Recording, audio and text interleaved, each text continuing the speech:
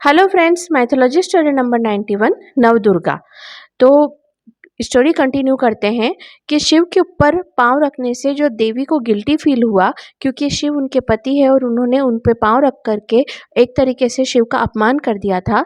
तो इस guilty feel में उनका जो रौद्र रूप था, जो काली रूप था, वो एकदम शांत हो गया और वो शिव की पत्नी गौरी महागौरी के रूप में आ गई। और देवी का ये जो 8वां स्वरूप है, इस स्वरूप का नाम महागौरी है और अब वो शिव पत्नी के रूप में उनके सामने खड़ी थी और वो शिव से माफ़ी माँगने लगी कि उन्होंने जो हरकत की, जो उन्होंने उनकी वजह से जो उनके ऊपर पैर रखा गया, जो उनका अपमान हुआ, इसके लिए वो माफ़ी चाहते हैं।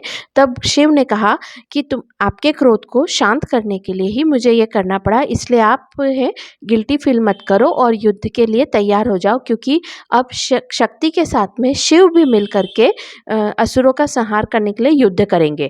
अब जो है महिषासुर के पास अब कोई भी असुर बाकी नहीं रह गया था। अब महिषासुर थे और महिषासुर की अपनी अपनी सेना थी।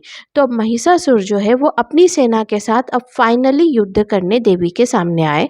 और अब जो है जो शिव जो देवी थी उन्होंने अपना महागौरी रूप धारण कर लिया था, जो शिव की पत्नी का रूप था। और उनके साथ में उनके पति शिव भी थे और शिव और शक्ति ने मिल करके युद्ध करना प्रारंभ किया। और 100 वर्षों तक महिषासुर का देवी के साथ में युद्ध चलता रहा। और इस प्रकार से जो है महिषासुर के पास अब बहुत ही कम सेना रह गई थी, क्योंकि ऑलमोस्ट महिषासुर की पूरी सेना खत्म हो चुकी थी।